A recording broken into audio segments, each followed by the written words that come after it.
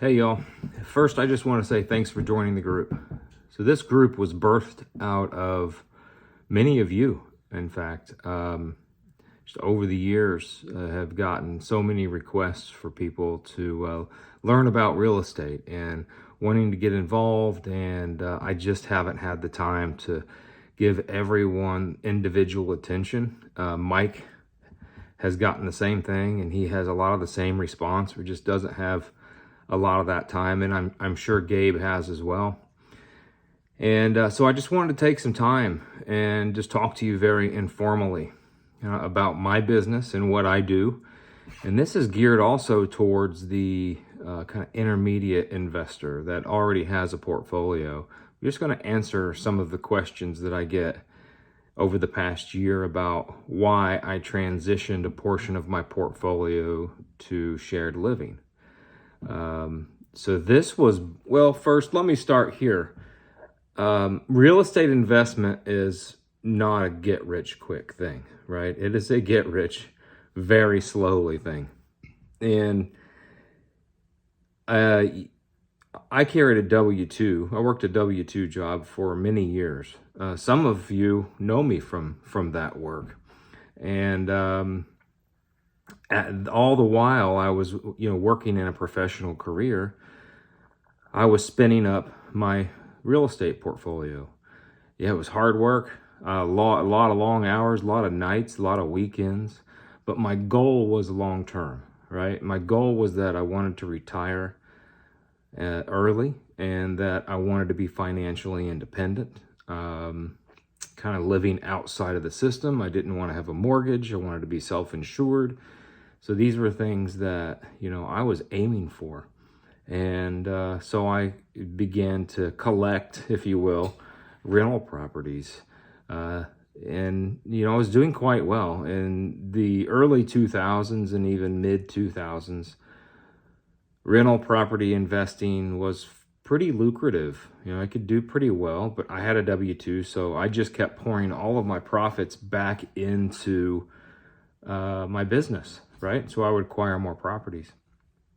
But over the past few years, the times have changed, right? So this all really happened around COVID, and with the increase in the markets and then inflation, my expenses have gone through the roof. And now I've got to a point where, I was just about barely breaking even if I had vacant units.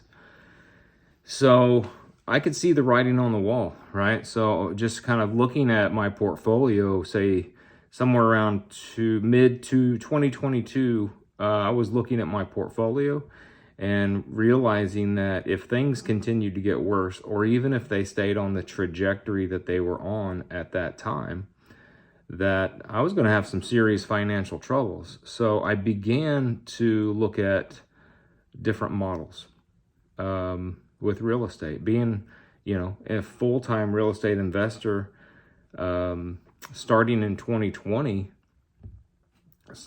cash flow became more important to me than it ever had been in my real estate investing career. So I was looking at other models and realized over time that I had to start a business within my real estate portfolio. And I found this model for transitional housing that worked really well. And I've answered this question a lot to people. They've asked me, tell me a little bit more about that. Tell me what you do, both people online and in person. And when I say I do transitional shared housing, they just kind of have this, that's not really for me kind of thing. And I wasn't really sure that it was for me either, but I was in a desperate situation, and I had to do something, and this really made a lot of sense. And the thing I love about it most was, for me, it was as much a ministry opportunity as it was a business opportunity. So, all of our communities are in need. We have people that cannot get housing. And I saw this firsthand as a landlord.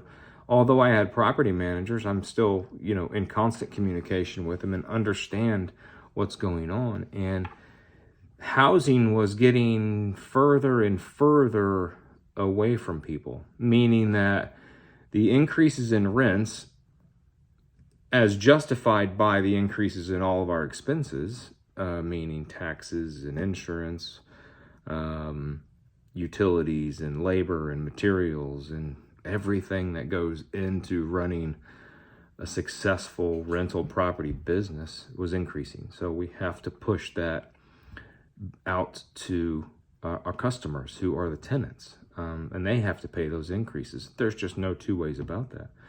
So as those were increasing, it was not sustainable. So they had housing was getting further and further away from people being able to afford it. So people on fixed incomes, for instance, a lot of people on Social Security, a lot of people make $900 a month on Social Security. You just got to know that. And they've got no options, right? So these people end up living in their cars. If their lease expires, if their rent goes up, they end up living in their cars. They can only make a few $100s a month in addition to their Social Security.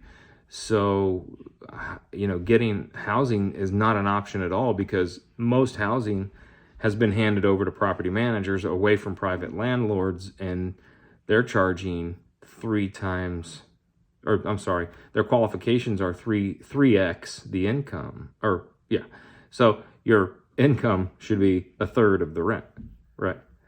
So your income should be 3 times the rent. I'd get it right there. So if you have a $900 a month rent, they will require you to have $2,700 in income. People on fixed incomes can't do that. People coming out of prison are precluded because of a record that they have. People coming out of recovery are precluded because of the records that they have and the fact that they have no income. People that are in homelessness don't have stable housing, so they're not out working because they're too worried about trying to find housing and trying to live through the day. And I started looking at the statistics and seeing it in my own community, and also, talking to property managers. And I was just like, man, this need is everywhere, coast to coast. Every town, every city, every county has this problem. So I really felt like, from a business perspective, this was a safe direction for me to go. It served my communities, which like I've said before, I'm a local investor, so I care deeply for my community. I like to own property in my communities and communities surrounding me. And so for me, this was a natural thing, right? And I also like to start businesses. So in little to no time, I had converted an Airbnb that I had over to this model. And, I think that house had like 6 people in it. And it filled up very, very quickly. So before I even opened the door, I had 2 people in it. Within the first week, I had 4, I believe. And then within like the first couple of weeks, it was full, right? And then now I've got a waiting list inside of 2 months, and I'm working on a second house and converting that, and converted another Airbnb.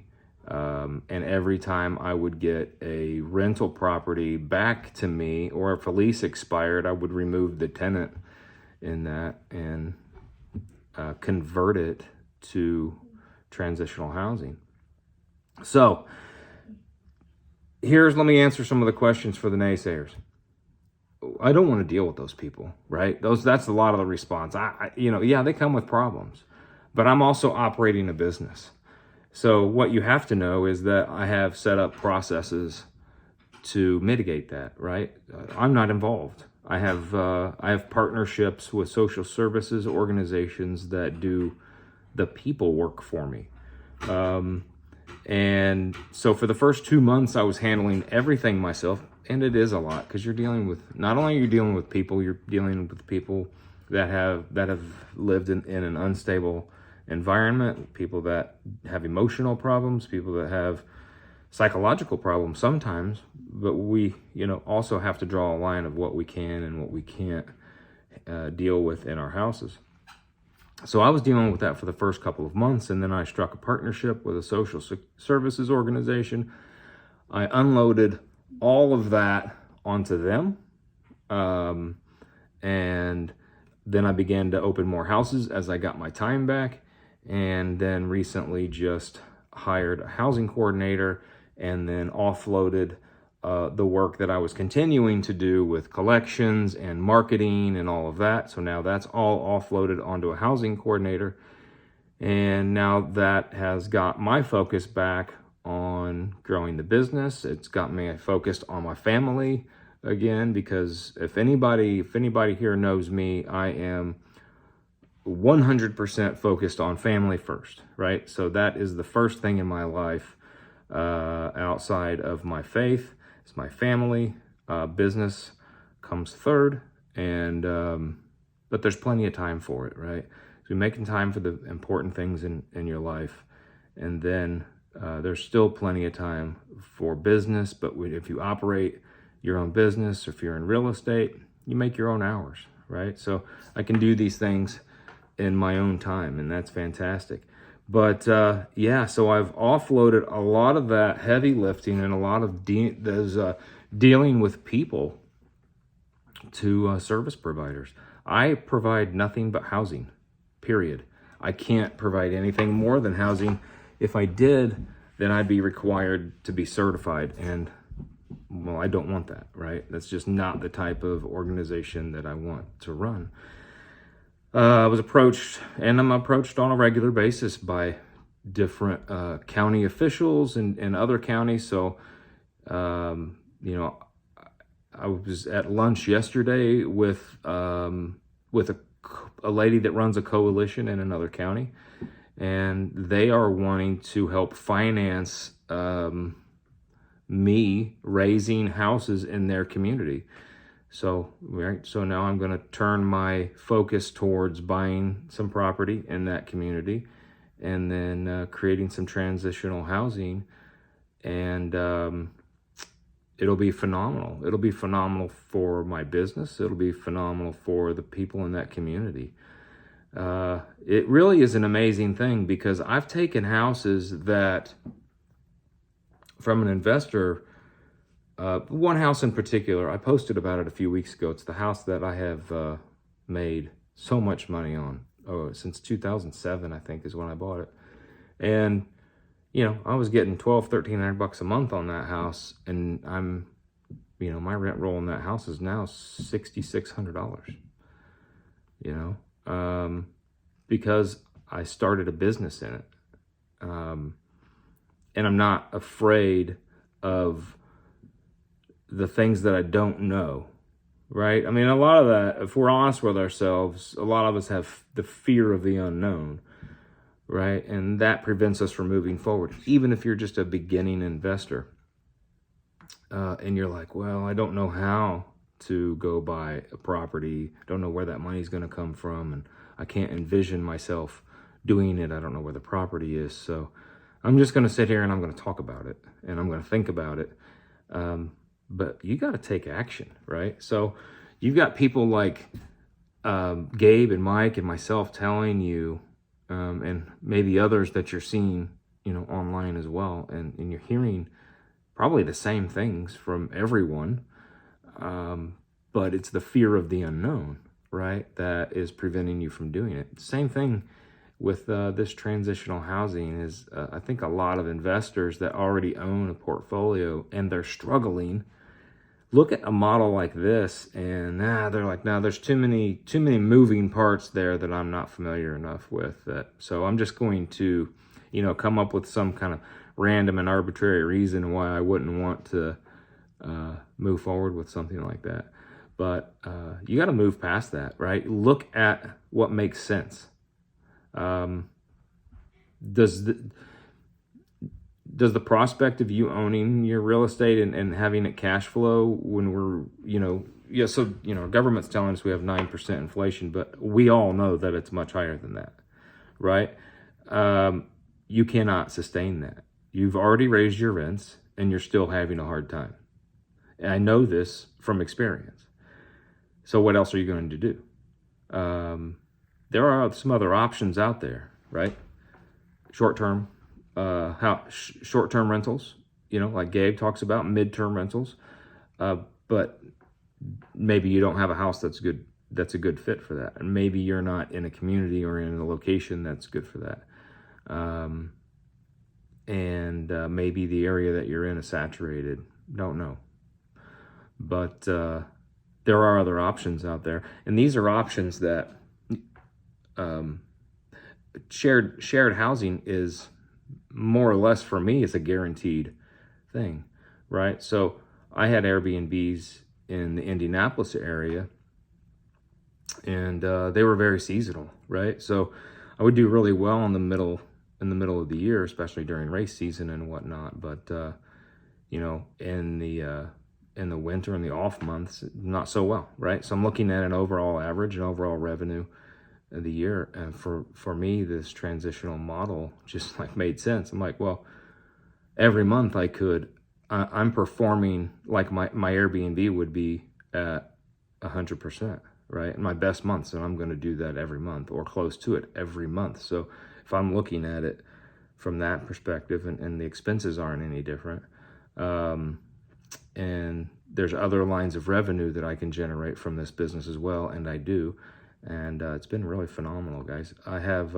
5 buildings, 6 units, and I say that because one of them is a double, and I can't remember what the rent rolls for those 5 buildings were. It was like $5,900, I think, was my rent roll for those 5 units.